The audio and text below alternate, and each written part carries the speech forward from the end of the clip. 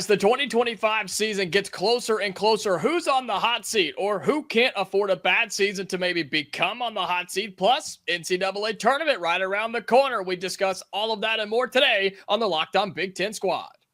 You're talking ball with the Big Ten Squad. From USC to Ohio State, from Michigan to Oregon, from Nebraska to Washington, it's the local experts of the Locked On Podcast Network bringing you scoops, breakdowns, and the most comprehensive preview of the upcoming Big Ten weekend. No hurt feelings and thin skin allowed. Squad up, you're part of the Big Ten Squad.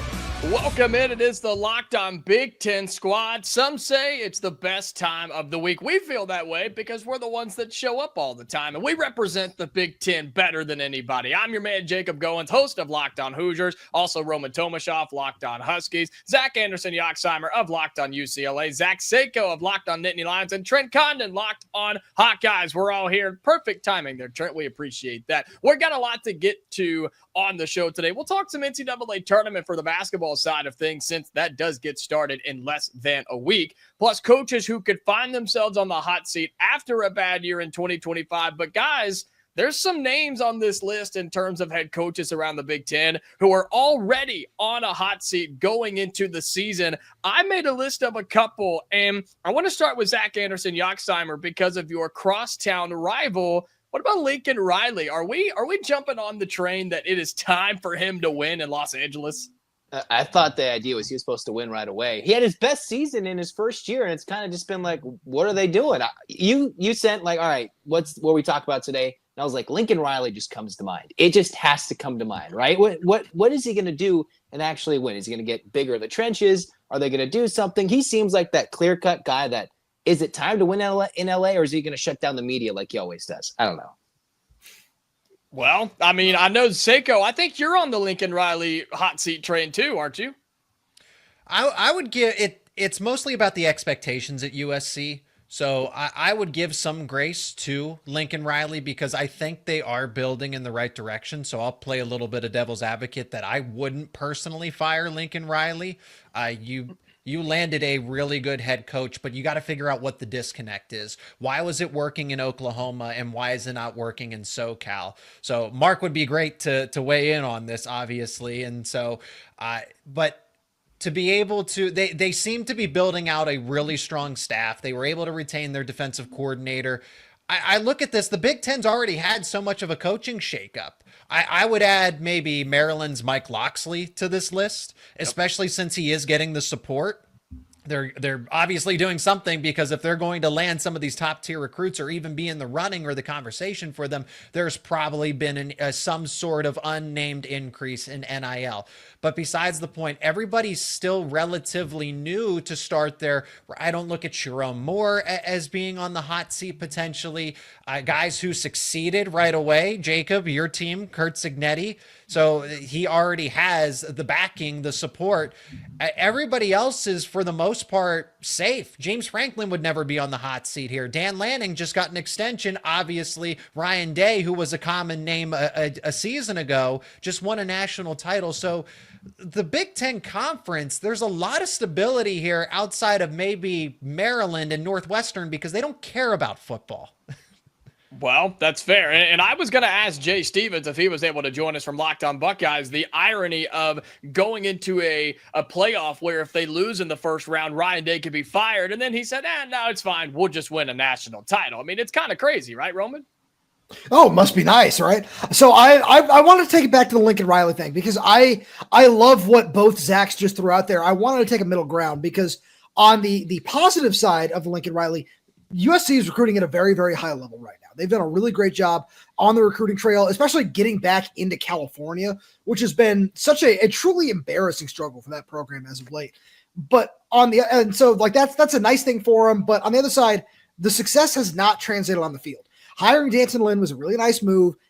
Didn't necessarily pay off in the way you hope it would in the first season. And at the same point, what are you going to do with that contract? Where USC's got money. Like we all know that. But that $10 million a year, what's that buyout going to end up being as of this point? $70-80 million?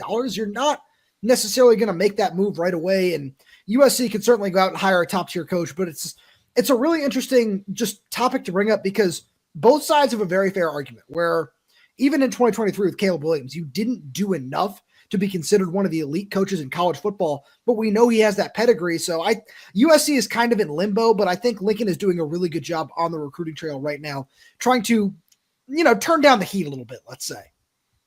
That's fair. I think that's okay. And look, we know in college football, if you can recruit at a high level, they'll give you a little bit longer of a leash, right? And I'm curious on what Trent has to say, because I made a little bit of a list, and I got to admit, I put your guy on there. I put Ferentz on there. Any chance there's some sort of any chance of a conversation here, Trent? Well, and that's what it is. Go ahead, Trent. Yeah. No, that's what the conversation is. It's about Kirk Ferentz making the decision that he's going to move on. Unless the wheels would completely fall off, you couple that with a 2-10 season, and there's some kind of controversy that goes along with it. Kirk Ferentz is not going to get fired. Now, if it happens back-to-back years, we might be having a different conversation. And that's kind of the way that it ended almost 25 years ago now with Hayden Fry when his regime came to an end. So that's what we're looking at is that kind of conversation. He has built enough. He has enough equity in the program and for the people that really do matter, the people that write the checks, that it's not going to come to that even if they take a step back. And you just look at the consistency. Yeah, we make the jokes about the offense, and they certainly made big improvements this season, and they anticipate that the passing game is going to improve coming up this year. It's a tired narrative, though. It really is. Oh, make the jokes about Iowa offensively. This has been a problem for 3 years. This has been a team, yes, built a certain way in a certain style, but you go back and you look at their teams, that put 55 points up against Ohio State and did those kind of things. When you look at the way that Iowa's been built, it's just a narrative that unfortunately is tired. Now, Kirk Ferentz isn't in trouble. I have a couple of neighbors, though, I want to get your guys' thoughts on. First, Matt Rule. All right, they made a bowl game. But what if they take a step back in year number 3? The natives certainly restless there. And then our neighbors up to the northeast, up in Wisconsin, Luke Fickell has been maybe as disappointing of a coach as we've had in, the last 10 years in the Big Ten. With all the fanfare, Wisconsin's going to do it a different way, and they've been nothing short of a disaster. Yeah, I mean, I put Luke Fickell on this conversation and possibly flirting into the next segment of if he has another bad year, then do those conversations ramp up. But maybe you guys disagree. Maybe he's already on the hot seat. Maybe 2025 is the year that Luke Fickell has to get it done there in Wisconsin. Jay Stevens, host of Locked On Buckeyes. It's tough, man. You're talking about a former Buckeye player being on the hot seat, but it's reality. I do think Luke Fickell has to get it done.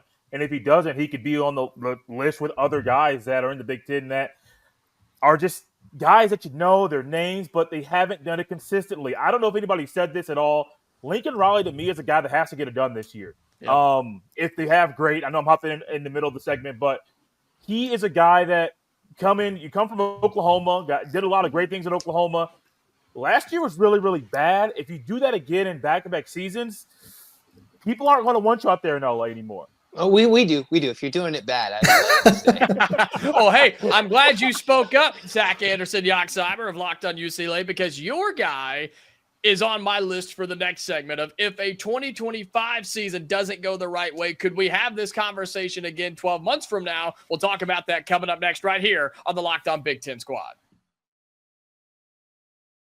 Today's episode of Locked On Big Ten Squad is brought to you by Monarch Money. Ever check your bank account and wonder, where did all my money go? I do it just about every single day. Between dining out, online shopping, and entertainment, it's easy to lose track. That's where Monarch Money comes in, your personal CFO, giving you full visibility and control over your finances. Monarch Money isn't just a budgeting app. It's a complete financial command center. You can track all of your accounts, investments, and spending in one place, so you stop just managing your money and you start building your wealth. And when I started using Monarch, I realized just how much I was spending on food delivery or just eating out in general. And you don't think that $8, $10, $12 adds up, but over time, it really, really does. And now I can budget smarter and save more. Take control of your finances with Monarch Money. Use code LOCKEDONCollege at monarchmoney.com for 50% off your first year. That's monarchmoney.com, code LOCKEDONCollege for half off of your first year.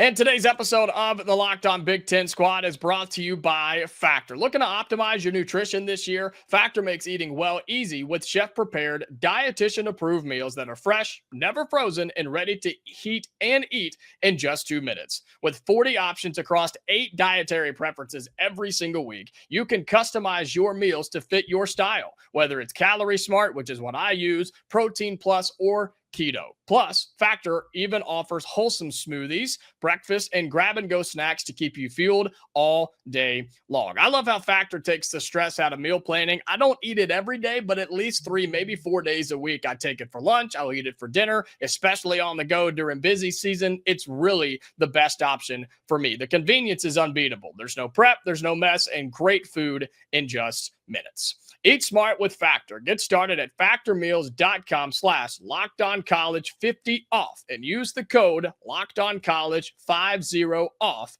to get 50% off your first box plus free shipping. That's code LockedOnCollege50 off at factormeals.com/LockedOnCollege50 off to get 50% off plus free shipping on your first box. Welcome back into the Big Ten Squad. We've got a whole crew here today. We've got Hoosiers represented, Huskies, UCLA, Buckeyes, Hawkeyes, and the Nittany Lions. And some of these names we're about to talk about here, gentlemen, may not be on the hot seat in 2025, but could be if 2025 doesn't go well. And Zach Anderson, Yoxheimer, I mentioned you on the way out. I wrote your guy down, Deshaun Foster. What if 2025 isn't what you're looking for? Would they be willing to pull the plug that quickly on your man? Not going to happen. I mean, if things go badly, of course, my emotions would swing and maybe I'd call for his job, but I just don't see it realistically happening. I kind of, from what I know, what I've seen, it doesn't seem like there's any chance, barring controversy or like an 0-12, that he would be gone. It would take the worst possible season, which, you know, it could happen. You never know. I just don't see it happening because if we remember, you have Chip Kelly, who was looking for NFL jobs, tried to get the Raider offensive coordinator job, then went to Ohio State to get a national championship as an offensive coordinator, then became the Raider offensive coordinator. Now, with a better coach, better staff than it would have been a year ago where he got canned. And you got Deshaun Foster with no experience, a pretty bad offense with Bieniemy. He's upgraded in some spots. Maybe a year with his full set of guys, coaches, players could be better, but he's not on the hot seat into 2026. If the next 2 years are bad, time to call for his job, though.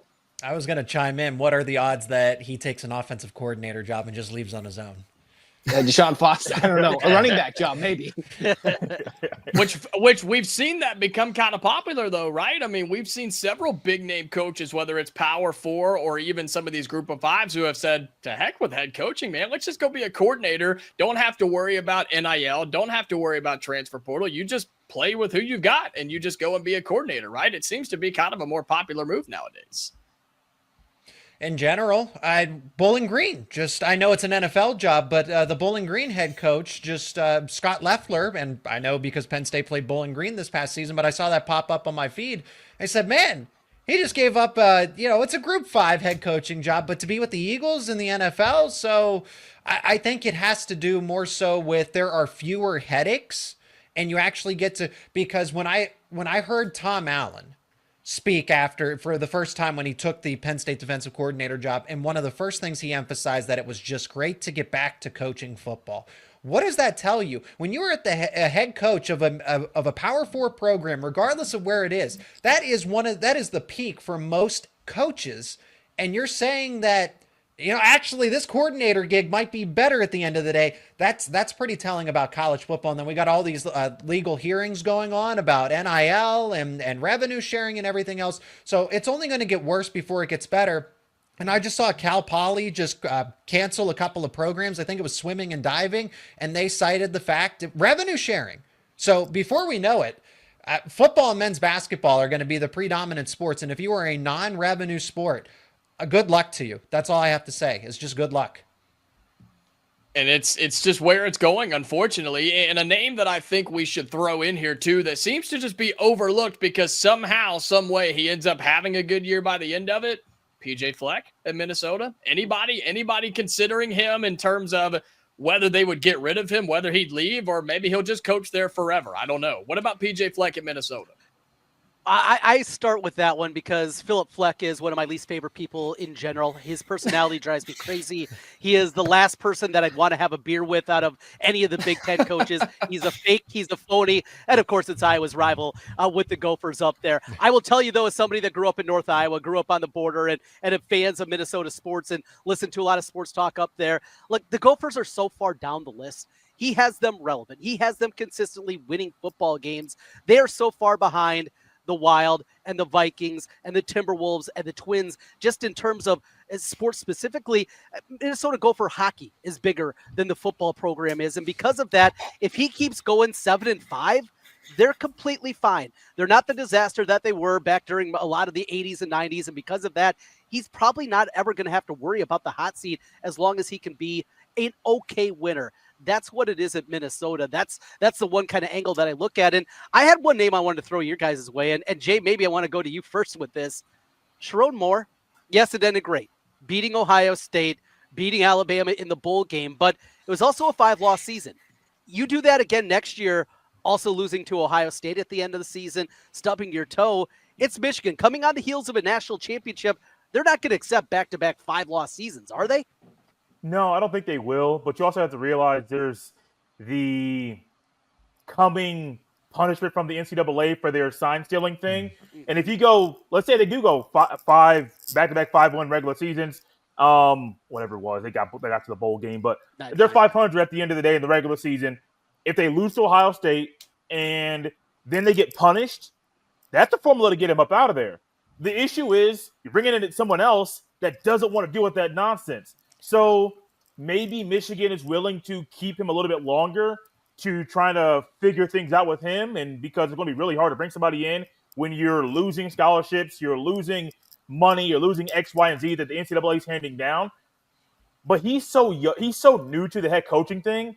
I think I can see Michigan giving him 3 or maybe even 4 years to try to figure things out. They allowed Jim Harbaugh to lose 6, maybe 7 times to Ohio State. A lot. Way too many times to think about. I enjoyed every one of those losses that he had. But they gave him a lot of time to figure stuff out. The difference is Harbaugh played at Michigan. Sherrod Moore played at Oklahoma. So I think his leash will not be as long as Jim Harbaugh's. But I think next year, even if it's kind of a mediocre or average record, I think they'll give him 1 more year after that. But in year number 3, he has to figure it out. Or if not, he's up out of town. And you could be in a Washington situation where it's still fresh, it's still new, like you guys talked about earlier, where you shouldn't have any big-time worries, right, Roman? I mean, you should have a little bit of time to get things figured out in Seattle. Oh, absolutely. See, I want to call 2024 just year 0 for Jedd Fisch, where in essence you want to strike it from the record. No. That's not allowed. You can't call it year 0. It's like week 0 in football. Nobody wants that. Call it week 1. PJ Fleck tried to pull that off year 1 in Minnesota. But see, was PJ Fleck replacing 44 players coming off a national championship berth with only the spring window to work here with? We go. I'm not even. It seems like. Excuses? Other than like a national championship game, everybody's replacing 20 Isn't there a players. transfer portal you can use? I think there's a portal you can go get players. Yeah, but they didn't and have JUCO? the winter portal. They're That's my point. You didn't have the opportunity to take advantage of the winter portal. The only places they could pull guys from were Alabama. After that wasn't happening. UCLA, once their coach left, Arizona, and San Jose State.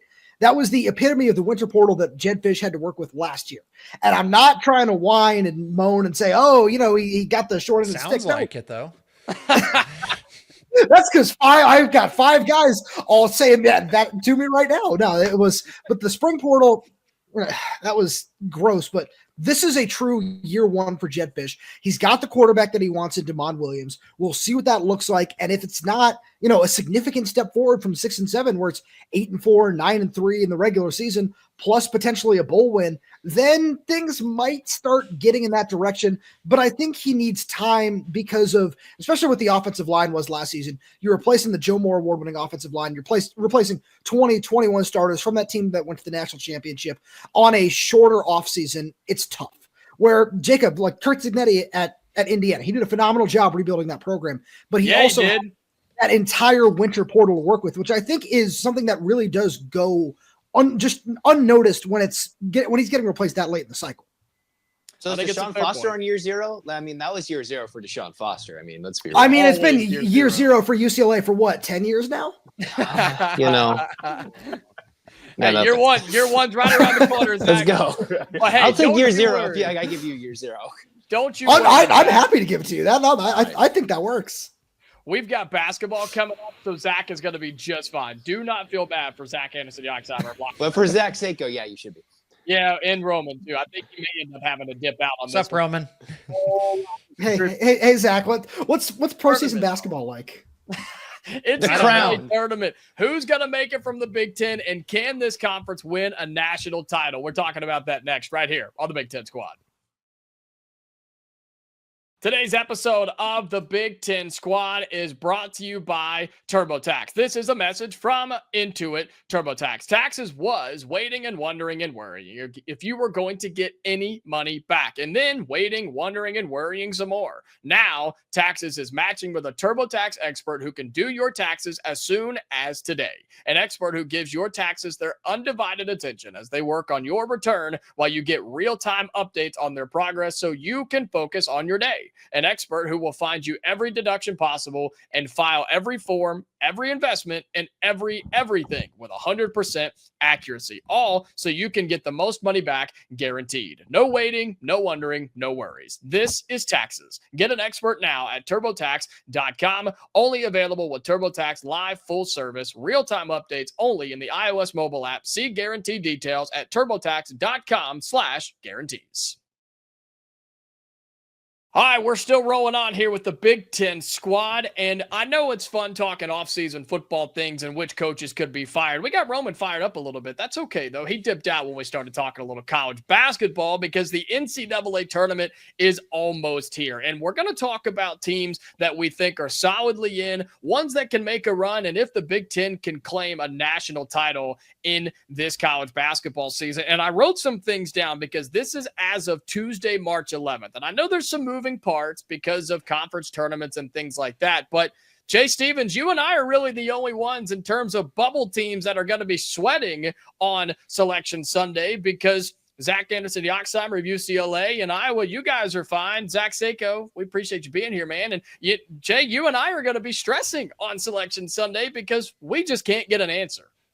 Stressing big time. The Buckeyes are a team that if they lose on Wednesday, I believe it's against Iowa, they're probably not going to be dancing at all. And it's one of those seasons where Ohio State has the talent. There was some internal stuff that went on where they had some adversity. A guy that was supposed to be one of the top scorers is no longer on the team.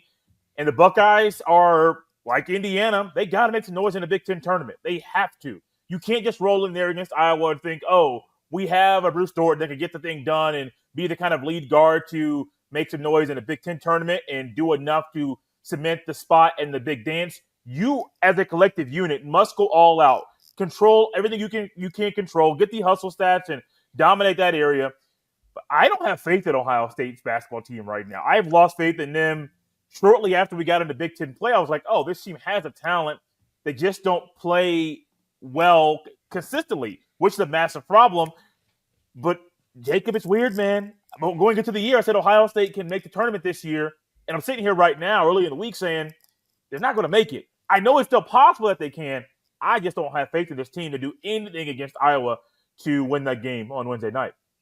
Yeah, I thought Ohio State was preseason. It was them and Michigan because of what they did in the transfer portal. I was excited for those two programs. Michigan has done pretty much what I thought they were going to do. And then Ohio State has just flamed out at the end. And that was, of course, Indiana beating them in the regular season finale, which may have just put us in to the NCAA tournament. But as of this recording, okay, Ohio State and Indiana are the last four in. You've got Michigan State as the 2 seed, as most of us would probably say is our best chance at a national title from the conference itself. You've got 3 teams as a 4 seed. Listen to this, guys. Wisconsin, Purdue, and Maryland are all 4 seeds. You've got Wisconsin, Purdue, Maryland, yep, and then the 5 seed and a 6 seed, 3 of them, Illinois, Michigan, and Zach, your UCLA Bruins in there as a 6 seed as well. So my question to everybody is, who has the best chance to make some noise? Let's say a Sweet 16, and then can we get a team to the Final Four and win a national championship? Open-ended to whoever wants to jump in. One, I want to shout out Nebraska because their end of the season choke got them from like next 4 out to not even in the Big Ten tournament. That was an unbelievable, like they lost to Michigan in the 40s. They had quintuple, what was it, Jay? Something crazy overtimes with Nebraska. That was a crazy game. And then, that was a big flame out. I thought Nebraska They lost to Penn State. They're awful. But, the shout out to them because I thought they were good enough, and then they went downhill, couldn't even make their own conference tournament. For UCLA, I think the biggest thing is with all the travel you have, I think it's more important for these teams on the further coast, the West and the East Coast, that you get UCLA. They want to play in Seattle or Denver in the first round, get in the West Regional, East Regional, right? You want to go play your first round games and have to travel to the West Coast or go. So I think for the Bruins, it's a little bit matchup based, right? If UCLA is a 6 seed, the latest bracketology from Joe Lunardi had Kentucky as a 3 seed. Give me that. Let's feast. Let's go. You want Kentucky? As the 3 seed? There's much better 3 seeds out there than Kentucky. Let's be real. That's fair. Yeah. I mean, UCLA is as likely to go to the Final Four as they are to lose in the first round. Like, I am going to be all over the place for the men's side. Like, it's all possible. I was very confident earlier in the preseason when, all right, UCLA can be a third weekend team, but they have a lot of flaws. But they play Mick Cronin defense, so anything is possible to winning the Big Ten tournament to losing 2 in a row and their season's done. That is the UCLA way at this moment.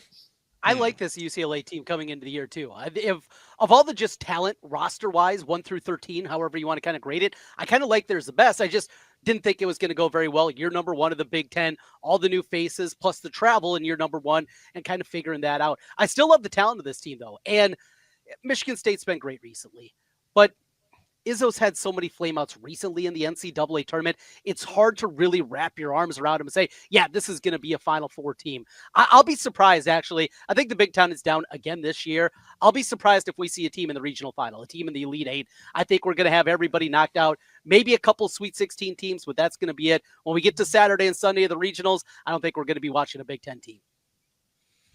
I hope not. I mean, I hope now Indiana, again, we're trying to get off the play-in game and just get into the NCAA tournament. My confidence is not very high because it's Mike Woodson and we just never know what we're going to get on his way out. But you have teams like Purdue, and Oregon was the one I was trying to get to earlier. If you write down the wrong name, you're going to read the wrong name. Oregon is a 5 seed that I think is very dangerous offensively, along with Wisconsin, who can get extremely hot from behind the three-point line, but they can also get extremely cold behind the three-point line. So it seems like those teams, I feel like personally, have the best chance to get to a second weekend because they can shoot the ball very well. But Seiko, you on the outside looking in, who's your pick? Who's going to make the most noise in the NCAA tournament from the Big Ten this season? Well, I'm glad that we can talk about wrestling now. I'm just kidding. Because there is an NCAA tournament going on very soon for college wrestling as well. So March Madness, right? That's what they call it? March Madness. So that's where I will be focused on. Even if Penn State basketball had made it to the Big Ten tournament, it gives me a little bit of tunnel vision here. But Penn State basketball is kind of seeing some of these teams periodically throughout the season, and Maryland's a good team. All right. Michigan State's hopefully the juggernaut here. Just a lot of these teams have been up and down and shown inconsistencies because I want to believe in Oregon. I want to believe in Illinois as those true, hey, they could be a dark horse to go to the Final Four. They should be expected to make the Elite Eight, right?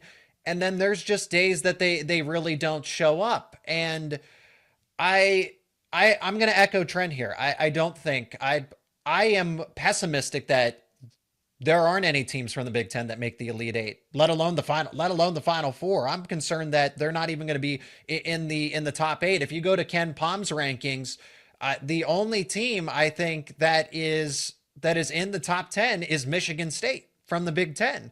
And then the next closest is Wisconsin at 12. 11 through 20 is filled with Big Ten teams. But that's clearly not top 8. That's clearly not top 4. And Ken Palm's rankings are essentially an estimate, right, of how teams do on average. It's not a predictor. It's not an indicator, but it gives us a decent idea of where those teams are. And the Big Ten's just not built for March. They're just not. Outside of Purdue getting to the final last year, there really just isn't this consistent group of Big Ten teams that constantly make these deep title runs. The SEC has college men's basketball on a lockdown here with, some other select teams here and there, but the Pac-12 dissolved. So this is the SEC sport until further notice. We'll see how it goes. The Big Ten tournament happening as we speak, or as you see and listen to this. And then the NCAA tournament coming up next week. Maybe somebody surprises us and the Big Ten can have a little fun in March Madness. Be sure you check out all of our shows, a part of the Locked On Podcast Network across the Big Ten. And until next time, we appreciate you being here. This has been another episode of the Locked On Big Ten Squad.